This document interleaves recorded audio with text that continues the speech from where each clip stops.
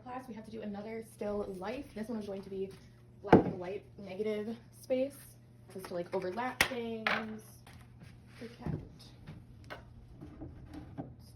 I'll have to take a photo of it so he doesn't try and jump up there. You don't have to do any specific objects like the last one.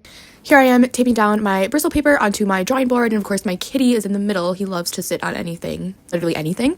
And then I just started off by doing a small, light, simple, quick gesture drawing, just trying to get like everything placed. And then I just went back in and tried to make everything a little bit more accurate. So I used like a lighter to trace circles for the paint palette, which I eventually had to erase all the detail anyways, so that wasn't even needed. But I think just for like my eyes and like the visual of creating the drawing, I wanted to do the detail and stuff because I also did the detail on the cat tower and I had to erase that and everything. And then yeah, I'm just making some straight lines for the picture frame. And then I'm adding the plant in the pot. I changed my composition quite a few times as well. Okay, this was the final still life that I ended up using because in the middle it was just lacking. There was so much negative space. It's kind of light, but this is my sketch for it, and now I have to go and make the lines a little bit darker. And then basically what we're going to be doing is all of the negative space, so like all the background in between all of here, going to be coloring that in charcoal. You can see I've started to write where some of my negative space is because it can get a little confusing when it's just a ton of lines and everything is just white. But yeah, I'm pretty happy with it, so I'm gonna start outlining stuff. So first I just took my 6B charcoal pencil to do all the small areas because it would have been way too hard to do it with the charcoal brick. And then I also outlined most of the areas in the 6B charcoal pencil too, just so I could get a really crisp fine line.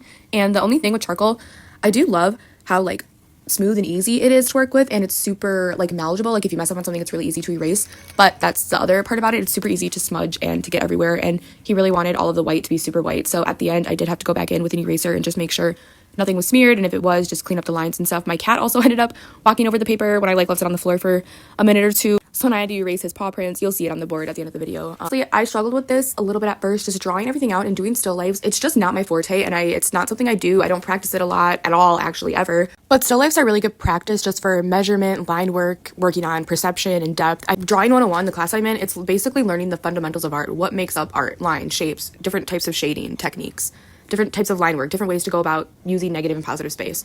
It's a lot of learning, and it is teaching me a lot of helpful tools that I will use in my artist career, now and then in the future as well.